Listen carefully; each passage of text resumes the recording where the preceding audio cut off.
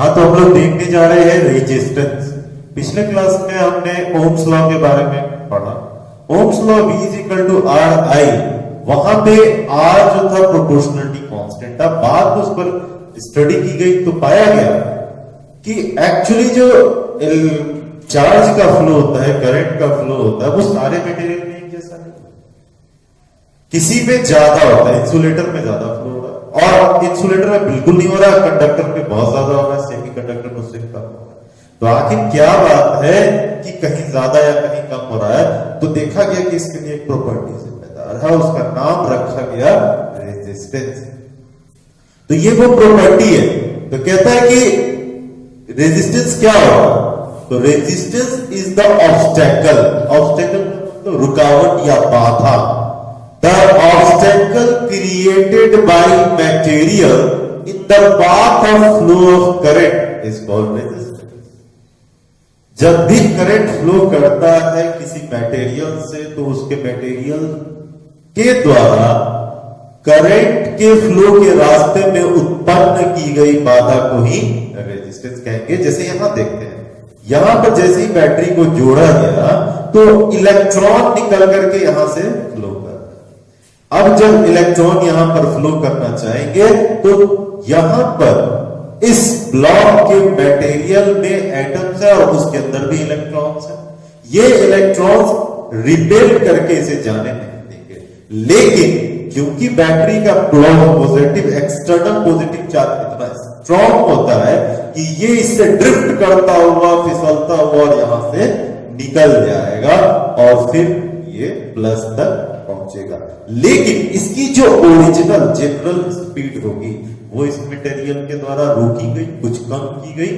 वही चीज, वही रुकावट, वही रोकने की प्रॉपर्टी को रेजिस्टेंस हर मटेरियल के लिए अलग अलग देखेंगे। अब बात है कि रेजिस्टेंस किन किन बातों पर डिपेंड। सपोज ये यहां से इंटर कर रहा है तो ये एरिया क्रॉस सेक्शनल एरिया कहलाएगा और यहां से लंबाई जो है इस मटेरियल की, कंडक्टर की लेंथ कहलाएगी। तो लेंथ क्या है? Length of conductor. And A is equal to area of cross section. Area of cross section through which current enters, जहां से करंट इंटर कर जाता है या एग्जिट करता है। अब देखा यह गया है कि रेजिस्टेंस जो होता है डायरेक्टली प्रोपोर्शनल होता है length of the conductor. Resistance जो होता है इनवर्सली प्रोपोर्शनल होता है एरिया में। जैसे जैसे लंबाई बढ़ती जाएगी इस इलेक्ट्रॉन को उतने ज्यादा इलेक्ट्रॉन से होकर गुजरना पड़ेगा, उतने ज्यादा रिपल्सन का सामना करना पड़ेगा, इसे रुकावट आएगी। साथ ही एरिया ऑफ द सेक्शन, अगर ये एरिया है और ये बड़ा वाला एरिया है तो अगर ज्यादा एरिया होगा तो इसे अल्टरनेटिव पाथ आसानी से मिल जाएगा, ये इजीली इंटर कर जाएगा। और नहीं मिल पाया तो देर से। इन दोनों को अगर साथ रखा जाए, कंबाइन किया जाए, तो हम कह सकते हैं L by A। Here resistance directly proportional to length by area. अगर इस प्रोपोर्शनलिटी कांस्टेंट को हटाएं, हम ये बोल सकते हैं rho L by A। And this is the formula where rho ये है specific resistance, specific resistance। अब ये स्पेसिफिक या इसी को रेजिस्टिविटी भी कहते हैं, रेजिस्टिविटी, इसी को कहते हैं रेजिस्टिविटी। अब रेजिस्टिविटी या स्पेसिफिक रेजिस्टेंस फॉर्मूला हमारे पास। अब किसी ने कहा कि सर ये स्पेसिफिक रेजिस्टेंस क्या है स्पेसिफिक रेजिस्टेंस? तो अगर हम ध्यान दें तो स्पेसिफिक रेजिस्टेंस को इस फॉर्मूले से हम ऐसा लिख सकते हैं, rho L by A। This imply R A is equal to rho L, so rho is equal to R A by L। अब एक ऐसी कंडीशन के बारे में हम सोचते हैं जहां पे हमने लेंथ ले लिया है 1 मीटर और एरिया ले लिया है 1 मीटर स्क्वायर। तो इस फॉर्मूला में अगर हम रख दें rho resistance 1 metre square by 1 metre, ये हो जाएगा rho is equal to R. तो आर पता चला कि भाई स्पेसिफिक रेजिस्टेंस क्या है, तो कहता है कि स्पेसिफिक रेजिस्टेंस कुछ दूसरा चीज नहीं बल्कि रेजिस्टेंस ही है, लेकिन इसका कंडीशन ये होता है कि ये उस कंडीशन का रेजिस्टेंस है जब कंडक्टर या कैपेसिटर की लेंथ होती है 1 मीटर और एरिया ऑफ द सेक्शन होता है 1 मीटर स्क्वायर। तो specific resistance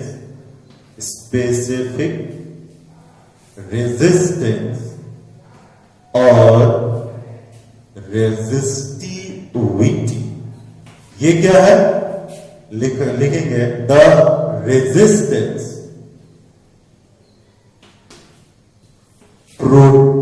produced by the conductor of 1 meter length and 1 meter square cross sectional area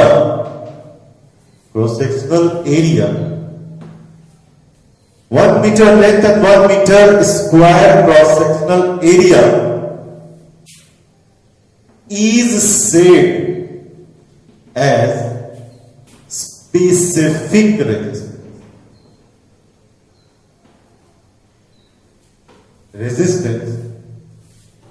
specific resistance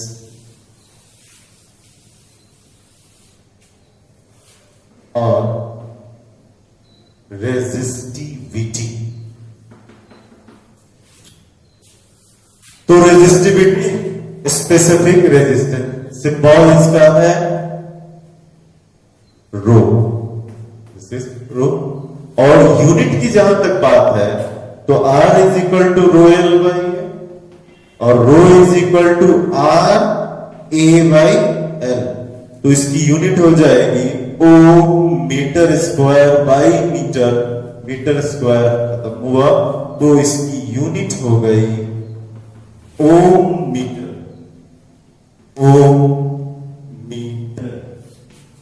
और इसको ऐसे भी लिखते हैं ओम।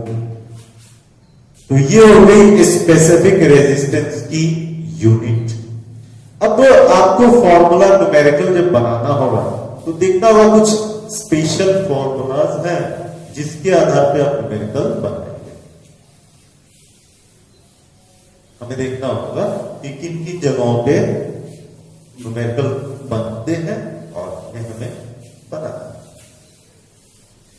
पहला आपसे न्यूमेरिकल आएगा, फर्स्ट इंपॉर्टेंट नोट्स क्या है, इंपॉर्टेंट फॉर्मूलाज कि अगर R directly proportional to L है तो इसके लिए हम इसे लिख सकते हैं R1 by R2 L1 by L2। ये प्रोपोर्शनलिटी हटाने का दो तरीका होता है, एक तरीका जिसमें हम कांस्टेंट लगा के हटाते हैं और दूसरा रेशियो लिख देते हैं। तो और दूसरा इनवर्सली प्रोपोर्शनल टू A। तो यहां पे formula R1 by R2 A2 by A1। तो एक तो यहां से फॉर्मूला, तीसरा formula R directly proportional to L by A। तो यहां फॉर्मूला है R1 by R2 L1 by L2 A2 by A1। इन तीनों फॉर्मूलाज पे आपके न्यूमेरिकल्स हो सकते हैं। फिर रेजिस्टिविटी का फॉर्मूला RA बाई L। अब रेजिस्टिविटी में हम जानते हैं कि फिक्स है, लेंथ भी फिक्स है और रेजिस्टिविटी का एरिया ऑफ क्रॉस सेक्शन भी फिक्स है। तो क्या होगा, ये होता ये है कि इसका वैल्यू फिक्स होता है एक मटेरियल के लिए।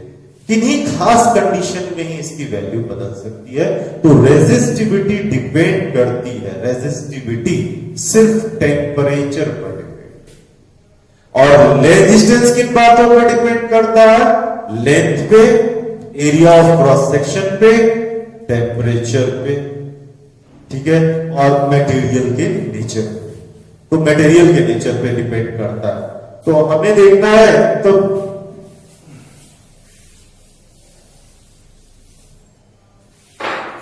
अब एक बात हो जाती है कि अगर रेजिस्टेंस एक से ज्यादा दिए हुए हो सर्किट में, तो हम उसका वैल्यू कैसे निकालते हैं? इसको हम कहेंगे combination of resistances. Combination of resistances. हम रेजिस्टेंस के कॉम्बिनेशन की बात करते हैं। सपोज हमारे पास 3 रेजिस्टेंस है। रेजिस्टेंस जब भी होएगा, रेजिस्टेंस के आपको सर्किट डायग्राम ये इस तरह से दिखाता है। रेजिस्टेंस कई बार ये वाला जो है, इसे हम वेरिएबल रेजिस्टेंस या रियोस्टेट कहते हैं। वेरिएबल रेजिस्टेंस और रियोस्टेट। रियोस्टेट तो ये रेजिस्टेंस है। अब हम रेजिस्टेंस के लिए कॉम्बिनेशन की बात हो रही है। सपोज हमारे पास 3 रेजिस्टेंस है। सपोज हमारे पास 3 रेजिस्टेंस है। अब इन तीनों को सर्किट में जोड़ने का तरीका क्या हो सकता है? एक तरीका यह हो सकता है कि हम इसके इंड इंड में जोड़ दें, तो ये इंड जोड़ दिया। और एक तरीका यह हो सकता है कि तीनों एक ही जगह जोड़ दिया जाए। तीनों के इंड एक जगह पर, तीनों का इंड और दूसरा इंड जो होता है सबके एक साथ मिला दिया। तो ये सीरीज और ये कहलाया पैरेलल।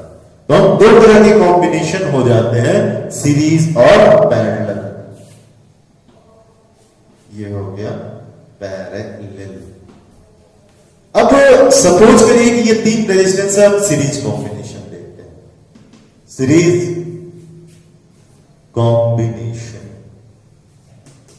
कॉम्बिनेशन देखा। तो भाई सीरीज कॉम्बिनेशन में क्या है कि suppose there are 3 resistances R1, R2, R3 और हम उन्हें सीरीज में जोड़ना है। R1, R2, R3 और आपने इसे सीरीज में जोड़ दिया। सीरीज में जोड़ा और ये लगाया बैटरी और सेल लगा दिया और सेल में करंट जा रहा है। सपोज आई करंट जा रहा है। आई करंट जब गया तो इस जगह पे कुछ एनर्जी खर्च हुई। सपोज यहां पे V1 एनर्जी खर्च हो गया, वोल्टेज यहां V2 वोल्टेज और ये हुआ V3। करंट सेम ही रहा क्योंकि करंट पाथ पे डिपेंड करता, वायर में जाता। तो हम देख रहे हैं। अब यहां क्या खास बात हमें देखी सीरीज। पहला, ये series resistance end to end resistance है, इंड टू इंड कनेक्शन, सबके इंड एक दूसरे के साथ कनेक्ट है। दूसरा, करंट सब में सेम रहता, same current in every resistance, सभी रेजिस्टेंस में सेम करंट रहेगा, लेकिन वोल्टेज डिफरेंट है। सब में क्या है? डिफरेंट वोल्टेज है, डिफरेंट वोल्टेज, डिफरेंट वोल्टेज सब में डिफरेंट वोल्टेज होगा। सेम करंट है बट डिफरेंट वोल्टेज। अगर ऐसा है तो इस वक्त इनके रेजिस्टेंस टोटल का वैल्यू क्या होगा, जिसको हम कह सकते हैं इक्विवेलेंट रेजिस्टेंस। सपोज इसका इक्विवेलेंट रेजिस्टेंस, क्यों? अगर सेम वोल्टेज है, सेम करंट है, तो रेजिस्टेंस उतना ही होगा जितना ये है। तो R जो है इक्विवेलेंट है। कैसे निकालेंगे? तो मान लिया आपने जो वोल्टेज है वही वोल्टेज यहां तीनों जगह खर्च हो रहा है, तो हमारे पास जितना वोल्टेज था वही वोल्टेज हर जगह खर्च हुआ। अब ओम्स लॉ कहता है V is equal to R I. तो अगर total voltage V equivalent circuit में, तो V इक्विवेलेंट जो है इक्विवेलेंट सर्किट में, तो अगर हम उसे कहें तो वो I R के बराबर है। यहां V1 का मतलब इस जगह का वोल्टेज और इस जगह का करंट, तो ये हो जाएगा V1 I, यह हो गया I R1 I R2 I R3 I R, यहां I कॉमन निकल गया, R1 R2 R3 I खत्म, और इस तरह से हमने पाया R1 R2 R3 सीरीज में ऐड हो जाता है। अगर ये n होता तो हम क्या लिखते, सीधा लिखते R1 R2 R3 and dot dot dot R में, फॉर्मूला ये हो गया। अगर इसमें एक स्पेशल केस आता है कि अगर R1 बराबर हो जाए R2 के, बराबर होगा R3 के, बराबर होगा R4 के, और मान लीजिए सब बराबर हो जाए R के, और n टाइम्स है, तो R बराबर क्या हो जाएगा, R जोड़ R जोड़ R जोड़ R dot dot dot n times. तो इसे हम सीधा लिख सकते हैं R is equal to n to R, n times small r। ये हो गई सीरीज में कनेक्शन। और दूसरा, अगर हम बात करें, अगर हमारे पास 3 रेजिस्टेंस थे और दूसरा कनेक्शन जोड़े, तो that is called parallel connection या पैरेलल कॉम्बिनेशन। तो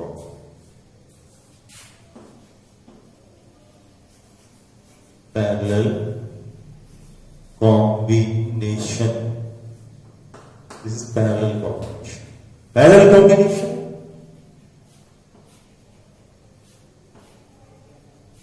R1 R2 R3 सारे कॉम्बिनेशन एक जगह पे हमने जोड़ दिए। यहां से ये वोल्टेज I करंट निकल रहा है। अब जब ये करंट पाथ के लिए डिपेंडेंट है, तो जब करंट यहां पहुंचा ए पोजीशन पे, तो इसे 3 पार्ट में डिवाइड हो गया, I1 I2 और I3। यहां I1 I2 और I3 फिर कंबाइन होकर के I1 निकल गया। वोल्टेज पाथ डिपेंडेंट नहीं होता, पॉइंट डिपेंडेंट। तो जो वोल्टेज यहां और यहां के बीच में V है, वही इन सभी में V रहेगा। अगर हम इसकी इक्विवेलेंट सर्किट देखें, तो मान लिया कि कोई रेजिस्टेंस है, सेम वोल्टेज और सेम करंट अगर रहे, तो ये पूरा रेजिस्टेंस इसके बराबर ही होगा, जो कि इक्विवेलेंट रेजिस्टेंस होगा। तो यहां पर क्या क्या खास बातें, पहला कि तीनों रेजिस्टेंस जो है 2 इंड कनेक्शन है। देखिए यहां एक इंड और ये 2 इंड, दोनों इंड में सारे रेजिस्टेंस लगे, तो ये क्या है, 2 इंड कनेक्शन। ठीक है। दूसरी बात यहां पर क्या हमने देखा, सब में वोल्टेज सेम रहता है, सेम वोल्टेज। डिफरेंट क्या है, current.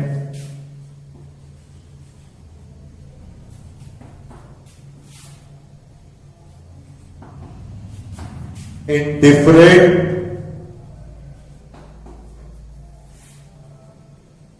Resistance, different current in different resistance.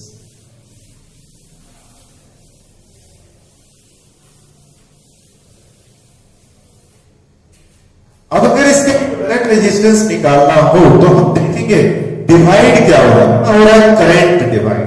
तो I जो करंट है 3 में डिवाइड हो रहा है, तो 3 मिलके वहां बन जा रहा है, I1 I2 और I3। ओम्स लॉ कहता है V is equal to R I, so I is equal to V by R. I is equal to V by are.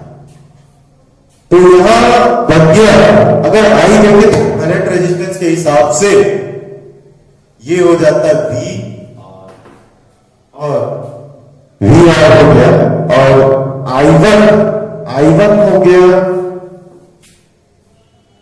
V by R1, V by R2, V by R3। अगर हमने यहां V bye R लिखा और V common ले लिया, 1 by R1, 1 by R2, 1 by R3, so V cancel हो, 1 by R is equal to 1 by R1, 1 by R2, 1 by तो 1 by R3 हो गया। अब जब इसको अगर n टाइम्स होगा तो क्या लिखते, इसे लिखते हम 1 by R, 1 by R1, 1 by R2, 1 by R3 dot dot dot plus 1 by Rn। So parallel में क्या होता है, पैरेलल रेजिस्टेंस में इन रेजिस्टेंस का इन्वर्स जो होता है sum of inverse of all resistances होता है। यहां अब एक इसमें भी जनरल कंडीशन आती है कि अगर R1 is equal to R2 is equal to R3 and so is equal to R हो जाता, तो क्या होता, तो 1 by R is equal to हो जाता n times 1 by R। This implies 1 by R is equal to n by R। So R, यहां R, हम R पैरेलल लिखते हैं, तो R parallel is equal to हो जाएगा R बाई N। तो हम एक बात से देखे, हमने देखा एक बात कि सीरीज में रेजिस्टेंस बढ़ जाता है और पैरेलल में रेजिस्टेंस घट जाता है। तो सीरीज में RS is equal to N time R होता है और पैरेलल में हो जाता है N टाइम्स। ये इंपॉर्टेंट निकल के चला है। नेक्स्ट डे हम सीरीज और पैरेलल पे कुछ एग्जांपल क्वेश्चन से समझेंगे।